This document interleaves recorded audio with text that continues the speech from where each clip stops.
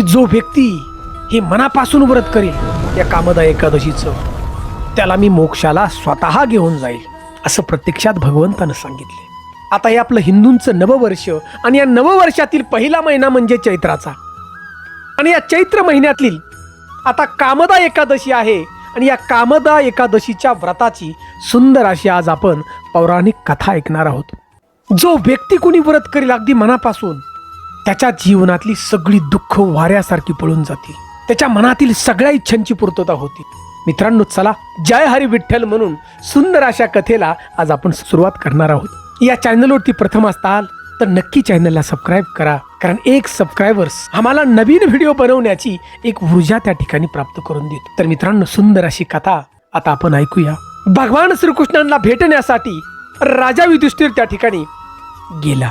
राजा युधिष्ठिरानं भगवान श्रीकृष्णांना नमस्कार केला आणि राजानं आपला प्रश्न भगवंताला विचारला की हे केशव, या चैत्र महिन्यामध्ये येणारी जी एकादश आहे त्या एकादशीचं महत्त्व मला तुम्ही सांगा, त्याच्या व्रताबद्दल तुम्ही मला आज सांगा.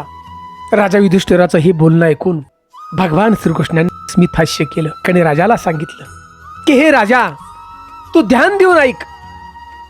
तुझ्या जीवनामध्ये एक संधी आलेली ही कामदा एकादशी म्हणून, आणि या एकादशीचं तू व्रत मनापासून जर केलं ना, तुझ्या जीवनातला जो संकल्प तू केलाय तो संकल्प पुरा होणार आहे. तुझ्या जीवनामध्ये जे दुःख आता येतंय ते दुःख दूर निघून जाईल. त्या दुःखाचा सामना करण्याची ताकद तुला एकादशीच्या या व्रतानं तुला मिळणार आहे. राजा, ही कथा ध्यान देऊन ऐक. आणि भगवंत त्या ठिकाणी सांगू लागले की हजारो वर्षापूर्वी प्रभू रामचंद्रांचे पिता राजा दशरथानं आपले गुरु वशिष्ठ ऋषींना हाच प्रश्न विचारला होता, या चैत्र महिन्यातल्या एकादशीचं नाव काय आणि याचं महात्म्य काय. आणि प्रत्यक्षात वशिष्ठ ऋषींनी सांगितलं की या चैत्र महिन्यातली जी एकादश आहे तिचं नाव कामदा एकादशी आहे. आणि वशिष्ठ ऋषींनी राजा दशरथाला सांगितलेली ही सुंदर अशी कथा आणि या कथेचं वर्णन मी तुला सांगत आहे.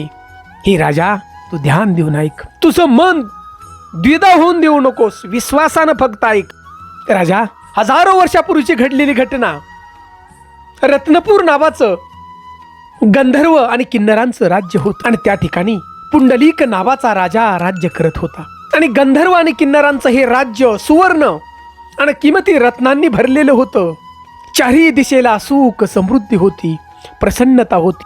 त्याच ठिकाणी ललित नावाचा एक गंधर्व आणि त्याची पत्नी ललिता ही सुखा समाधानी राहत होती. बघा, हे गंधर्व, ललिता एक नर्तिका होती आणि दोघांचं इतकं प्रेम होतं या गंधर्वांचं की एक क्षणही एकमेका वाचून राहू शकत नव्हतं. एकदा त्या राज्याचा राजा पुंडलिकानं त्याच्या राज्यामध्ये गंधर्वद्वारा एक गायन स्पर्धा त्या ठिकाणी ठेवली. अनेक राजे महाराजे या राज्यामध्ये कार्यक्रमाला त्या ठिकाणी आले. आणि या पुंडलिक राजानं हा जो गंधर्व आहे, ललित नावाचा गंधर्व आहे, गंधर्वाला गायनासाठी बोलवलेलं होतं आणि गायनाचा कार्यक्रम चालू झाला. परंतु या गंधर्वाची पत्नी म्हणजे ललिता, ही ललिता त्या ठिकाणी नव्हती. आणि त्यामुळे हा ललित गंधर्व, त्याचं लक्षच या गायनामध्ये लागलेलं नव्हतं. त्याचं लक्ष आपल्या पत्नीकडे घरी होतं. त्याचा गायनाचा जो आवाज होता तो आवाज बरोबर येत नव्हता. आणि या राजसभागृहामध्ये अनेक राजे तर होतेच, परंतु त्याच्याबरोबर विषारी एक सर्प, त्याचं नाव होतं कर्कोटक. आणि या सर्पानं सगळं पाहिलं की हा ललित जो गंधर्व आहे तो गायन बरोबर करीत नाही, त्याचा आवाज बेसूर येतोय आणि त्याचं लक्ष या गायनामध्ये नाही. आणि या सर्पानं जाऊन राजा पुंडलिकाला सगळं हे सांगितलं. बघा, आता ह्या सर्पाचं बोलणं ऐकून या पुंडलिक राजाला भयंकर राग आला. त्याला स्वतःचा अपमान त्या ठिकाणी वाटू लागला, हा की एवढा मोठा मी हा कार्यक्रम गायनाचा भरवलाय आणि हा ललित जो गंधर्व आहे त्याचं लक्ष घरी जावं पत्नीकडं. आणि या गंधर्व ललितला राजानं बोलून घेतलं की हे ललित गंधर्वा, तू कर्तव्यामध्ये चूक केलेली आहेस, तुला शासन हे आज मिळणार आहे. अरे, एका स्त्रीच्या कामवासनेने तू सगळा माझा हा कार्यक्रम तू उधळून लावलास, माझा अपमान त्या ठिकाणी झालाय. हे ललित गंधर्वा, मी तुला शाप देत आहे, तू याच क्षणी नरभक्षक राक्षस बनशील, असा शाप राजा पुंडलिकाने दिला. हो, राजाच्या शापाची ताकद, हा क्षणार्धात गंधर्व नरभक्षक राक्षस झाला.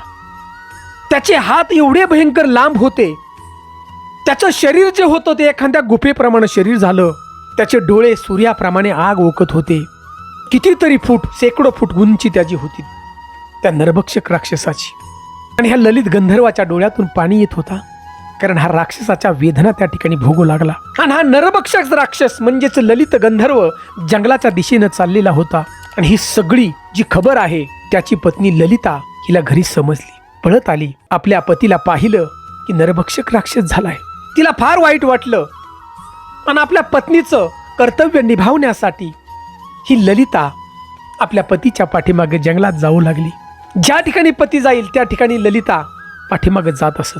आणि या जंगलातून जाता जाता शृंगी ऋषींचा आश्रम ललिताला दिसला. आणि ही ललिता शृंगी ऋषींच्या आश्रमामध्ये गेली. हो, नतमस्तक त्या ठिकाणी झाली शृंगी ऋषींच्या पायाशी. आणि शृंगी ऋषी विचारू लागले, देवी पण कोण आहात?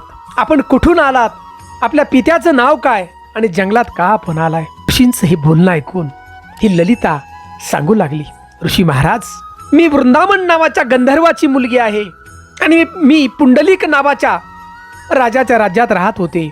परंतु माझा जो पती आहे ललित, माझ्या पतीला या पुंडलिक राजानं शाप दिला की नरभक्षक राक्षस होशील म्हणून. मी पत्नीचं कर्तव्य दाखवण्यासाठी मी माझ्या पतीच्या पाठीमागं फिरत आहे. ऋषी महाराज, माझ्या पतीला या राक्षस योनीतून तुम्ही मुक्त करा आणि यासाठी काहीतरी मला उपाय सांगा. या ललिताच्या डोळ्यातून पाण्याच्या धारा वाहत होत्या. एवढं मोठं पतीवरती आपल्या प्रेम होतं. आणि या ललिताचं बोलणं ऐकून, तो प्रामाणिकपणा पाहून, आपल्या पतीवरचं प्रेम पाहून शृंगी ऋषींनी या ललिताला उपाय सांगितला. देवी तू घाबरू नकोस. येणाऱ्या 4-5 दिवसामध्ये कामदा नावाची एकादश आहे. आणि या एकादशीचं तू व्रत कर मनापासून. सकाळी लवकर उठ, स्नान वगैरे करून तू संकल्प कर. आणि दिवसभर तू अन्न पाणी ग्रहण न करता भगवान श्री हरी विष्णू देवाचं तू नामस्मरण कर. ओम नमो भगवते वासुदेवाय नम, ओम नमो भगवते वासुदेवाय नम, असं तू दिवसभर नामस्मरण कर. आणि दुसऱ्या दिवशी द्वादशीला तू तो उपास तुला सोडायचा आहे. आणि या कामदा एकादशीचं मिळणारं जे फळ आहे ते फळ तू विश्वासानं अगदी तुझ्या पतीला तू दे. तुझ्या पतीची या राक्षस योनीतून नक्की मुक्तता होईल. प्रत्यक्षात भगवान श्री हरी विष्णुदेव तुझी मुक्तता करतील तुझ्या पतीची. हे बोलणं ऐकून ललिता शृंगी ऋषींच्या पायाशी नतमस्तक झाली आणि ती घरी निघून आली. आणि येणारी जी एकादश आहे चैत्र महिन्यातली ही कामदा एकादशी. सकाळी लवकर उठली, स्नान वगैरे करून तिने संकल्प केला. संकल्प केल्यानंतर दिवसभर तिने कुठले अन्न पाणी घेतलं नाही आपल्या पतीसाठी. आणि भगवान श्री हरी विष्णू देवांच्या नामात ती दंग होऊन गेली. दिवसभर नामस्मरण तिनं केलं. आणि दुसऱ्या दिवशी द्वादशीला या कामदा एकादशी पासून मिळणारं जे फळ आहे ते जंगलात गेली आणि आपल्या फळ पतीला दिलं. बघा, विश्वासानं ह्या गोष्टी केल्या. आणि काय चमत्कार हो, क्षणार्धात हा ललित जो गंधर्व आहे राक्षस योनीतून त्याची मुक्तता झाली. आणि ते गंधर्वाचं तेज प्रत्यक्षात त्याला परत मिळालं. भगवंताने हे सगळं केलं बघा. आणि ललित आणि ललिता हे दोन्ही गंधर्व पती पत्नी अगदी आनंदानं आपल्या राज्यात परत निघून गेले.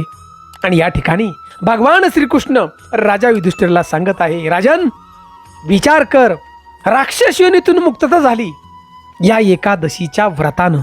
राजा तुला एक संधी आली जीवनामध्ये, ही संधी तू सोडू नकोस. या कामदा एकादशीची तू उपवास कर आणि नामस्मरण या ठिकाणी कर. सगळ्या इच्छांची पूर्तता तुझी होणार आहे. जीवनामध्ये आलेली एक संधी. मनुष्याचं जीवन हे एक मुक्तीचं साधन आहे, लक्षात घ्या.